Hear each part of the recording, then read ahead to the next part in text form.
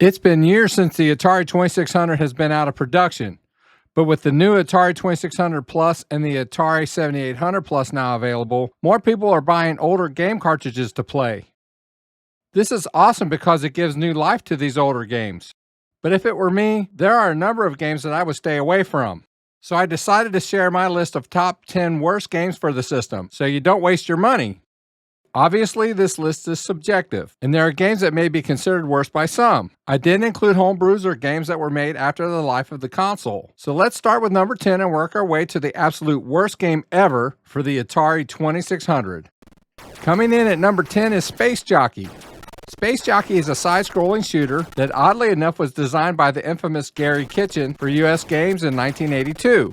It was Gary's first officially released game, so I think he'll get a pass, but I still don't recommend getting this one. In this game, you control an attack saucer that moves only vertically that stops right before you can touch the ground. The goal is to shoot tanks and flying enemies like jets, planes, helicopters, and hot air balloons. Trees and houses also appear on the ground which can be destroyed. The thing that I don't like about this game is that it's monotonous. You just shoot the same enemies over and over. Not being able to move horizontally takes away from the fun, and the sounds just get on my nerves. I love shooters as a rule, but this is one that I would not revisit unless I absolutely had to.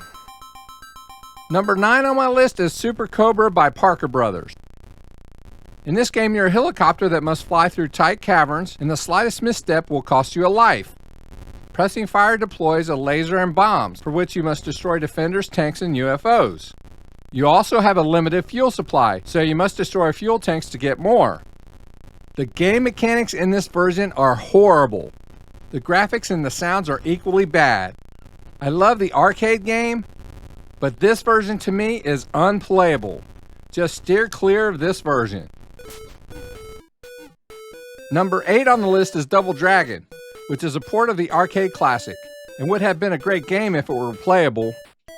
The moves involve holding up and down on the joystick, then pressing fire.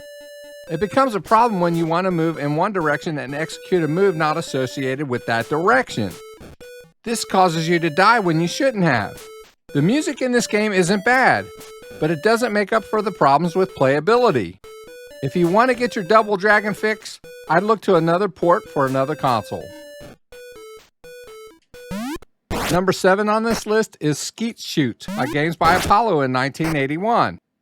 This game is absolutely horrible. In this game, you have a so-called rifle. You call to have a clay pigeon released, then you must aim quickly and shoot it down. But the controls are horrible, which makes this game almost unplayable. Maybe with patience I would get better at it, but this game to me isn't worth the cartridge that it's put on. Number 6 on this list is one of the early releases for the Atari 2600. It's Human Cannonball, where the goal is to launch a performer from a cannon so they land into a container of water. To me, this game is just so frustratingly boring. You must determine which angle to put the cannon based on the speed the game gives you at which the person is being shot out of the cannon. If you're looking for a fun game that has entertainment value, just go somewhere else. Don't get this one.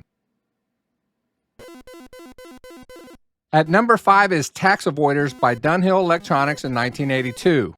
Tax Avoiders is on this list for the game premise alone. This is one of those games that came out that I believe contributed to the video game crash, where everyone wanted to make a video game for the 2600. The object of this game is to make John Q become a millionaire within 1 year by collecting income and avoiding taxes. Yeah, that's right.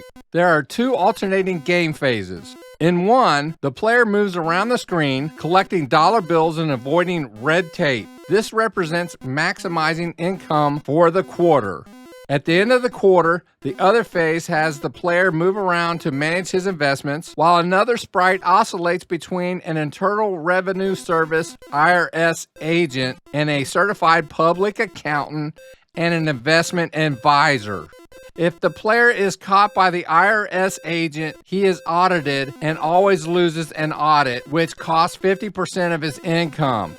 If he encounters the CPA, he is charged a fee but gains new tax-sheltered investment options. If he encounters the investment advisor, he can maximize his tax-sheltered investment returns.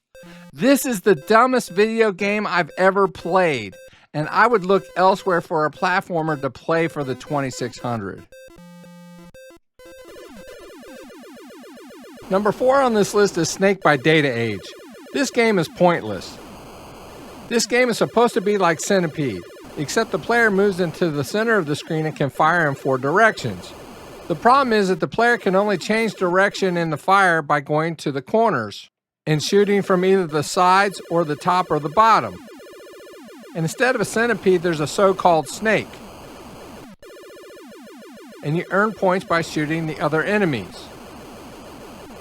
The sounds in this game are not bad, but it's just a stupid game. I do not recommend this game at all.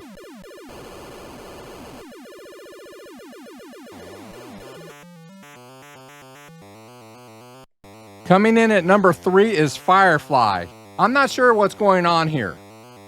The music is annoying, and this game is not fun to play at all. It's like you're flying around and trying to shoot enemies, but there's really no objective to it. Seriously, just avoid this one.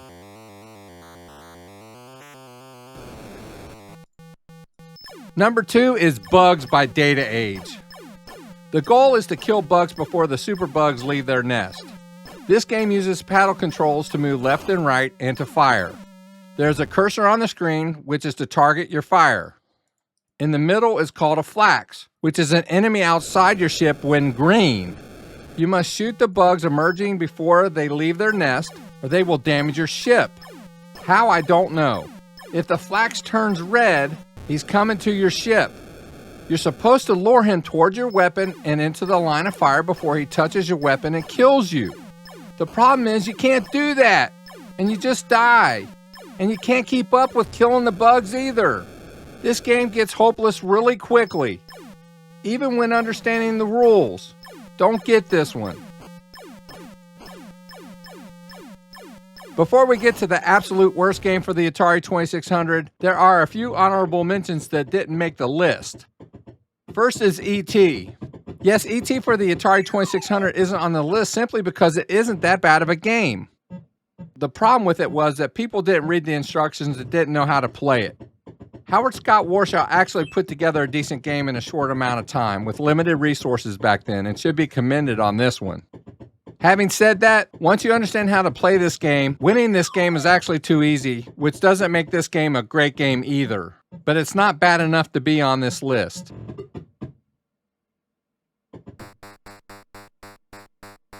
And the last honorable mention is PacMan for the Atari 2600.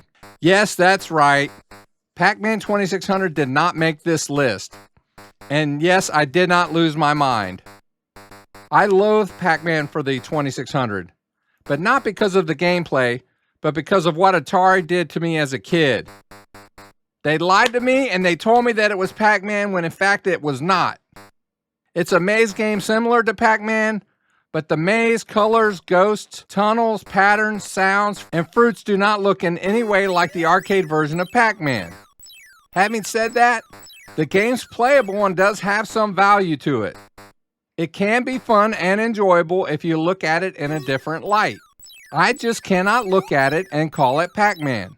It's good enough not to be on this list, and I wouldn't hate you for liking this game. Now, the absolute worst game for the Atari 2600 is Karate by Ultravision.